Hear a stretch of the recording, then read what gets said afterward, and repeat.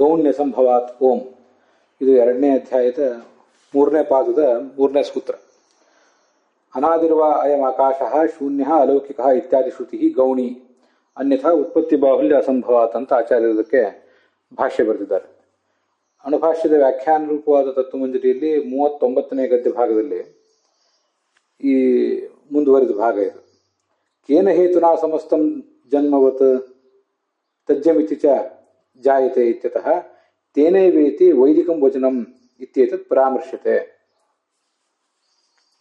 ಆಕಾಶಾದಿ ಸಮಸ್ತಂ ಚ ತಜ್ಜಂ ತೇನೈವ ಲೀಯತೆ ಅಂತಿದೆಯಲ್ಲ, ತೇನೈವ ಅಂದ್ರೆ ಆ ಭಗವಂತನಿಂದ ಅಂತಲೇ, ಈ ಭಗವಂತನಿಂದಲೇ ಇವೆಲ್ಲವೂ ಹುಟ್ಟಿದೆ ಅಂತ ಒಂದರ್ಥ.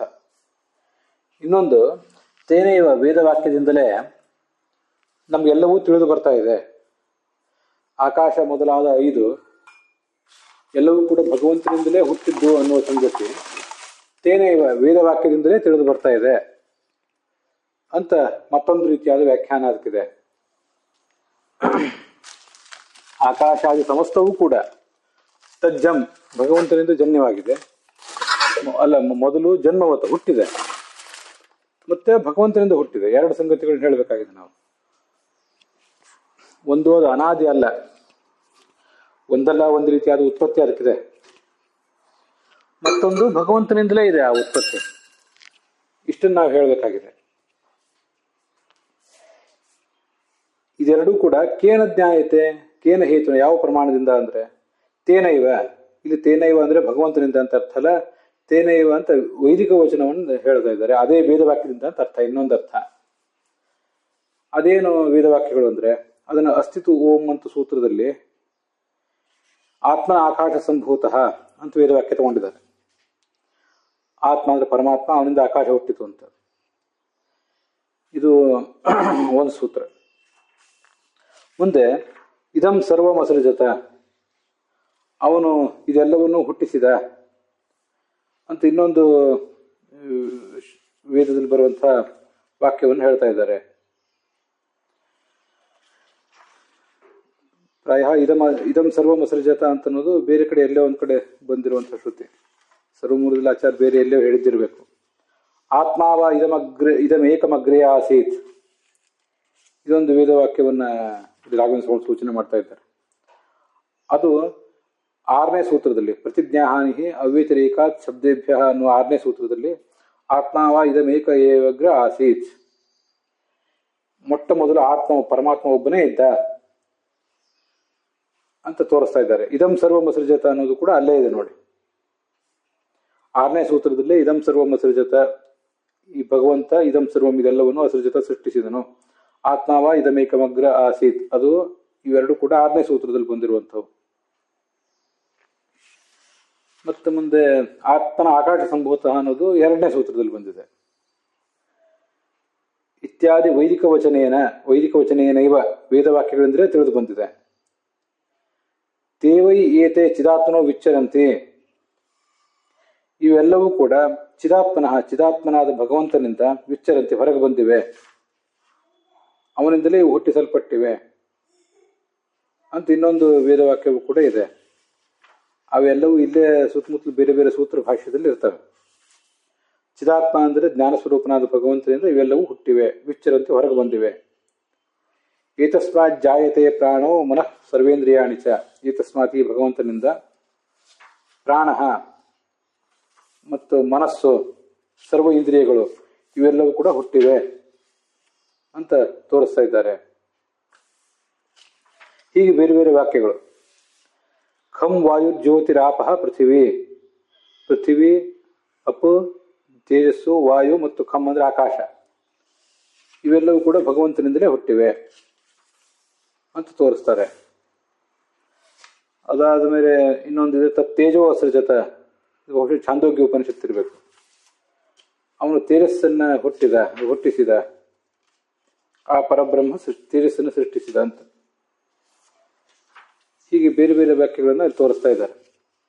ಇತ್ಯಾದಿನ ಜನ್ಮವತ್ವಂ ತಜ್ಜಾತತ್ವಂ ಚ ಜ್ಞಾಯತೆ, ಎಲ್ಲಾ ಬೇರೆ ವಾಕ್ಯಗಳಿಂದ ಇವೆಲ್ಲವೂ ಕೂಡ ಪರಮಾತ್ಮನಿಂದ ಇವೆಲ್ಲವೂ ಕೂಡ ಹುಟ್ಟಿವೆ, ಯಾವುದೂ ನಿತ್ಯ ಅಲ್ಲ, ಮತ್ತು ಪರಮಾತ್ಮನಿಂದಲೇ ಹುಟ್ಟಿವೆ ಅನ್ನೋ ಸಂಗತಿಗಳು ತಿಳಿದು ಬರ್ತಾ ಇವೆ. ಅಂತದ್ರ ತಾತ್ಪರ್ಯ. ಆಕಾಶವನ್ನೆಲ್ಲಾದರೂ ನಿತ್ಯ ಅಂತ ಹೇಳುವ ಮಾತು ಕಂಡು ಬಂದರೆ ಅದು ಪರಮಾತ್ಮನಂತೆ 100% ನಿತ್ಯತ್ವ ಅಲ್ಲ ಅನ್ನೋದನ್ನ ತಿಳ್ಕೊಳ್ಬೇಕು. ಅದಕ್ಕೆ ನಾವು ಇವತ್ತು ಆರಂಭದಲ್ಲಿ ಒಂದು ಸೂತ್ರ ನಾನು ಹೇಳಿದೆ, ಗೌಣಿ ಅಸಂಭವಾತ್ ಅಂತ. ಅದನ್ನು ನೋಡಬೇಕು. ಆ ಗೌಣಿ ಅಸಂಭವಾತ್ ಅನ್ನೋದು ಈ 39ನೇ ಗದ್ಯ ಭಾಗದಲ್ಲಿ ಕೊನೆಯಾಗಿ ಬಂದಿರುವ ವಾಕ್ಯದ ಮೂಲ.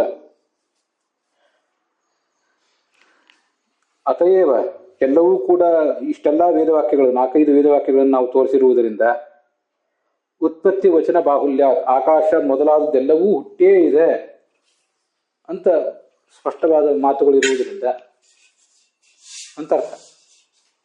ಬಾಹುಲ್ಯಾದ ಅನೇಕ ಮಾತುಗಳು, ಸ್ಪಷ್ಟವಾದ ಮಾತುಗಳಿವೆ. ಆದ್ರಿಂದ ಆಕಾಶಾದ್ಯನುತ್ಪತ್ತಿ ವಚನಾನಿ, ಆಕಾಶವು ಹುಟ್ಟಲಿಲ್ಲ ಅದು ನಿತ್ಯ ಅಂತ ಹೇಳುವ ಮಾತುಗಳು ಅವು ಸ್ವರೂಪ ಉತ್ಪತ್ತಿ ಅಭಾವಾದಿಪರತೆಯ ಗೌಣಾರ್ಥಾನಿ ನೀಯಾನಿ.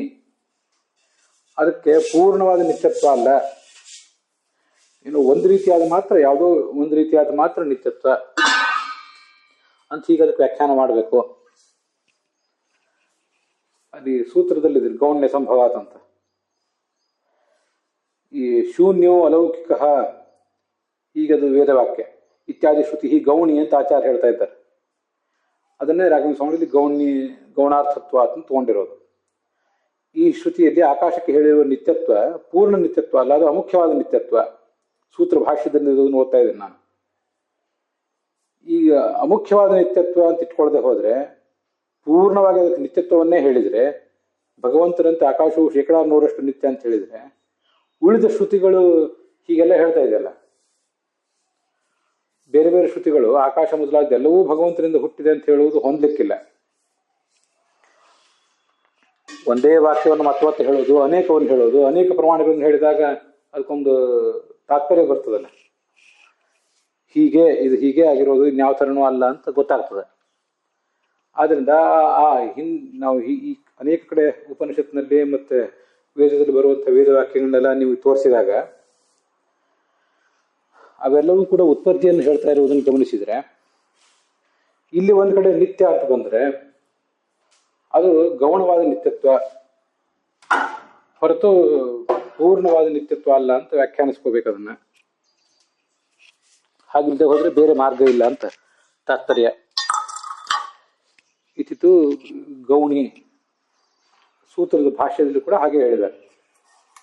ಇದನ್ನು ಗೌಣ ಅಂತ ಇಟ್ಕೊಳ್ಳದೆ ಹೋದ್ರೆ ಆ ಅನೇಕ ಶ್ರುತಿ ವಾಕ್ಯಗಳಿಗೆ ಅರ್ಥ ಹೇಳೋದು ಕಷ್ಟ ಆಗ್ತದೆ. ಅನ್ಯಥಾ ಉತ್ಪತ್ತಿ ಬಾಹುಲ್ಯ ಅಸಂಭವಾತ್. ಉತ್ಪತ್ತಿ ಬಾಹುಲ್ಯ ಅಂದರೆ ಉತ್ಪತ್ತಿಯನ್ನು ಹೇಳುವ ಅನೇಕ ವೇದವಾಕ್ಯಗಳು, ಅನೇಕ ಉತ್ಪತ್ತಿಗಳು ಅಂತಲ್ಲ, ಅನೇಕ ವೇದವಾಕ್ಯಗಳಿವೆ. ಆ ವೇದವಾಕ್ಯಗಳಿಗೆಲ್ಲ ಏನು ಅರ್ಥ ಮಾಡ್ತೀರಿ ಅಂತ ಪ್ರಶ್ನೆ ಬರ್ತದೆ ಅಂತ ಅರ್ಥ. ಇಲ್ಲಿ ಆಕಾಶ ಅಂದರೆ ಭೂತಾಕಾಶ, ಅವ್ಯಾಕೃತಾಕಾಶ ಎರಡೆರಡಿದೆ. ಒಂದಕ್ಕೆ ಗಣೇಶ, ಮತ್ತೊಂದಕ್ಕೆ ಲಕ್ಷ್ಮೀದೇವಿ ಅಂತ ಹೀಗೆಲ್ಲ ಅರ್ಥ ಇದೆ. ಅದನ್ನೆಲ್ಲ ಬ್ರಹ್ಮಸೂತ್ರ ಭಾಷ್ಯದಲ್ಲಿ ಕೆಳಗೆ ಹೇಳಿದ್ದಾರೆ ಗೌಣ್ಯ ಸಂಭವಾತ್ ಅನ್ನೋಲ್ಲಿ. ಅದೆಲ್ಲವೂ ಇಲ್ಲಿ ಬೇಡ. ಆದರೂ ಲಕ್ಷ್ಮೀದೇವಿ, ಈ ಗಣೇಶನು ಅನಾದಿ ನಿತ್ಯನಾದವನೇ, ಚೇತನ ಅವನು. ಅವನಿಗೆ ಹೇಗೆ ಉತ್ಪತ್ತಿ ಅಂದರೆ ಈ ಭೌತವಾದ ದೇಹ ಅವನಿಗೂ ಬರ್ತದೆ. ಆಮೇಲೆ ಈ ಆಕಾಶಕ್ಕೆ, ಭೂತಾಕಾಶಕ್ಕೆ ಅವನ ಅಭಿಮಾನಿ ಕೂಡ ಆಗ್ತಾನೆ. ಇದು ಅವನಿಗೆ ಉತ್ಪತ್ತಿ. ಈ ಆಕಾಶ ಅಂದ್ರೆ ಅವ್ಯಾಕೃತ ಆಕಾಶ ಅಂತ ಇಟ್ಕೊಂಡಾಗ ಅದರ ಅಭಿಮಾನಿಯಾದಂಥ ಲಕ್ಷ್ಮೀದೇವಿಗೆ ಮೂರ್ತ ವಸ್ತುಗಳ ಸಂಬಂಧ, ಅಮೂರ್ತ ವಸ್ತು ಅಲ್ಲ, ಮೂರ್ತ ವಸ್ತುಗಳು. ಮೂರ್ತ ಅಂದ್ರೆ ಒಂದು ರೂಪ ಇರುವ ವಸ್ತುಗಳ ಸಂಬಂಧ ಆಗ್ತದಲ್ಲ ಲಕ್ಷ್ಮೀದೇವಿಗೆ. ಇದೇ ಪರಾಧೀನ ವಿಶೇಷಾವಾಪ್ತಿ. ಪರ ಅಂತ ಭಗವಂತ, ಅವನಿಗೆ ಅಧೀನವಾದಂಥ ವಿಶೇಷ, ಹಿಂದೆ ಪ್ರಳಯ ಕಾಲದಲ್ಲಿ ಇಲ್ಲದೇ ಇರುವಂಥ ಒಂದು ವೈಶಿಷ್ಟ್ಯ ಅವಳಿಗೆ ಬಂದು ಒದಗಿತ್ತು. ಆದ್ರಿಂದ ಅವಳಿಗೂ ಉತ್ಪತ್ತಿ ಇದೆ. ಆದ್ರಿಂದ ಆಕಾಶ ಅಂದರೆ ಒಂದು ಭೂತಾಕಾಶ, ಇನ್ನೊಂದು ಅವ್ಯಾಕೃತ ಆಕಾಶ, ಮತ್ತೆ ಅದರ ಅಭಿಮಾನಿಗಳಾದಂಥ ಇಬ್ಬರು ಚೇತನರು. ಅವರೆಲ್ಲರಿಗೂ ಕೂಡ ಒಂದಲ್ಲ ಒಂದು ರೀತಿಯಿಂದ ಉತ್ಪತ್ತಿ ಇದೆ. ಅದನ್ನ ಸ್ವರೂಪೋತ್ಪತ್ತಿ ಅಭಾವಾದಿ ಪರತೆಯ ರಾಘವೇಂದ್ರ ಸ್ವಾಮಿಗಳು ತಮ್ಮ ಅಣುಭಾಷ್ಯದಲ್ಲಿ ವ್ಯಾಖ್ಯಾನದಲ್ಲಿ ಹೇಳಿದ್ದಾರೆ. ಸ್ವರೂಪತಃ ಅವುಗಳಿಗೆ ಉತ್ಪತ್ತಿ ಇಲ್ಲ ಅಂತ ಇಷ್ಟೇ ಅರ್ಥ. ಬೇರೆ ಘಟಪಟಾದಿ ವಸ್ತುಗಳು, ಮಹತ್ತತ್ವ ಮೊದಲಾದ ವಸ್ತುಗಳು ಸ್ವರೂಪತಃನೇ ಹುಟ್ಟೋದು. ಹಿಂದೆ ಇದ್ದದ್ದು ನಷ್ಟವಾಗಿ ಮತ್ತೊಂದು ರೀತಿಯಾದ್ದೇ ಹುಟ್ಟೋದು ಇವೆಲ್ಲ, ಘಟ ಪಟ ಮೊದಲಾದದ್ದೆಲ್ಲವು. ಆದರೆ ಆಕಾಶ ಇವೆಲ್ಲ ಏನಿವೆ, ಅವ್ಯಾಕೃತ ಆಕಾಶ ಮತ್ತೆ ಆ ಚೇತನರಿಬ್ಬರು ಕೂಡ ಅವ್ರಿಗೆ ಸ್ವರೂಪದ ಉತ್ಪತ್ತಿ ಇಲ್ಲ. ಆದರೆ ಅವ್ರಿಗೆ ಬೇರೊಂದು ರೀತಿ ಉತ್ಪತ್ತಿ ಇದೆ, ಮೂರ್ತ ವಸ್ತುಗಳ ಸಂಬಂಧ ಮೊದಲಾದ ರೀತಿಯಿಂದ. ಆದ್ರಿಂದ ಒಂದಲ್ಲ ಒಂದು ರೀತಿಯಾದ ಉತ್ಪತ್ತಿ ಆ ಇಬ್ಬರೂ ಚೇತನರಿಗೂ, ಆ ಎರಡೂ ಥರದ ಅವ್ಯಾಕೃತ ಆಕಾಶ ಮತ್ತು ಭೂತಾಕಾಶಕ್ಕೆ ಇದ್ದೇ ಇದೆ.